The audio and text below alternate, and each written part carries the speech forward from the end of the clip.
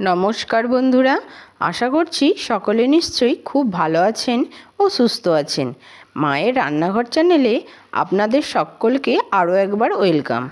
আজ আমি আপনাদেরকে শেয়ার করব যে রেসিপিটি, সেটি হলো সিমইয়ের পায়েস। কোনো উপোস কিংবা নিরামিষ দিনে লুচির সঙ্গে পরিবেশনের জন্য বানিয়ে ফেলুন এই সুস্বাদু রেসিপি। খুব কম সময়ে অল্প কিছু উপকরণ দিয়ে তৈরি করুন সিমইয়ের পায়েস। আর হ্যাঁ, যদি রেসিপিটি ভালো লাগে তাহলে কিন্তু লাইক ও কমেন্ট করতে ভুলবেন না। আর যারা আমার চ্যানেলে নতুন তারা আমার চ্যানেলটা সাবস্ক্রাইব করে আমার পাশে থাকবেন। চলুন দেখে নেওয়া যাক কী করে বানাবো সিমইয়ের পায়েস। সিমইয়ের পায়েস বানানোর জন্য এখানে আমি নিয়ে নিয়েছি 100 গ্রাম সিমই। সিমইটা একটা প্যাকেটে 100 গ্রামের প্যাকেট। আর নিয়েছি একটা তেজপাতা আর 4টে এলাচ। এলাচের মুখগুলো আমি ফাটিয়ে নিয়েছি। এখানে নিয়েছি 4 টেবিল চামচ চিনি। চিনিটা পরিমাণ মতো দেবেন। আর নিয়েছি এখানে 500 গ্রাম দুধ। আর নিয়েছি 2 চামচ ঘি। পায়েস করার জন্য আমি ঘি ইউজ করব, সাদা তেল না। আর এখানে নিলাম কাজু আর কিশমিশ সম পরিমাণে, যতটা কাজু নিয়েছি ততটাই কিশমিশ নিয়েছি। এইবারে আমি গ্যাসের মধ্যে কড়াইটা বসিয়ে দিলাম আর গ্যাসটা অন করে দিলাম। কড়াইয়ের মধ্যে দিয়ে দিলাম 2 চামচ ঘি। ঘিটা যখন গলে যাবে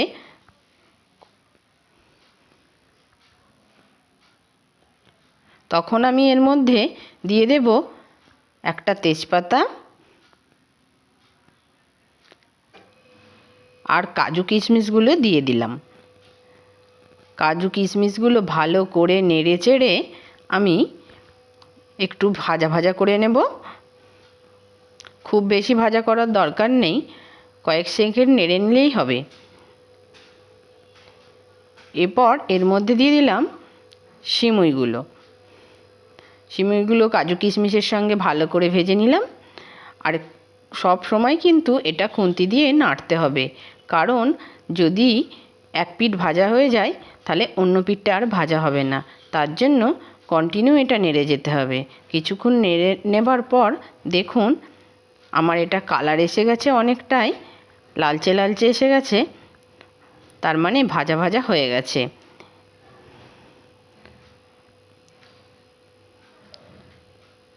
খুব ভালো করে আমি এটাকে ভেজে নিয়েছি। এবার এর মধ্যে দুধটা দিয়ে দিলাম।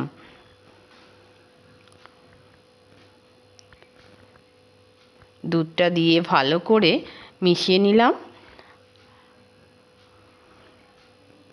আর বাটিটা ধুয়ে একটু জল দিয়ে দিলাম সামান্য।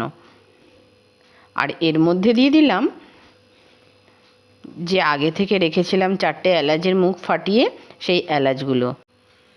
এরপর আমি এটাকে চাপা দিয়ে দেব যতক্ষণ না পর্যন্ত দুধটা ফুটে ওঠে। দুধটা ফুটে গেছে, আমি চাপাটা খুলে নিয়েছি।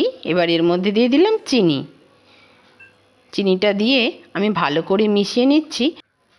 আর কড়ার ধারের যে দুধের সরগুলো লেগে রয়েছে সেগুলোকেও দুধের সঙ্গে ভালো করে মিশিয়ে দিচ্ছি। এইভাবে 10 মিনিট রান্না করার পর দেখুন দুধটাও অনেকটা ঘন হয়ে এসেছে আর সিমইগুলোও মোটামুটি সিদ্ধ হয়ে এসছে। চলুন দেখে নেওয়া যাক সিমইগুলো সিদ্ধ হয়েছে কি না। আমি হাতে করে চিপে দেখে নিলাম সিমইগুলো সিদ্ধ হয়ে গেছে, খুব ভালো করেই সিদ্ধ হয়ে গেছে। দুধটা এরকম পাতলা থাকতে থাকতেই নামিয়ে নেব, কারণ এটা ঠান্ডা হয়ে গেলে সিমইগুলো দুধটা টেনে নেবে। তো চলুন, আমার একদম রেডি সিমইয়ের পায়েস। এবার আমি গ্যাসটা অফ করে ঢাকা দিয়ে দিলাম 10 মিনিটের জন্য। 10 মিনিট পর গরম গরম এটা পরিবেশন করব।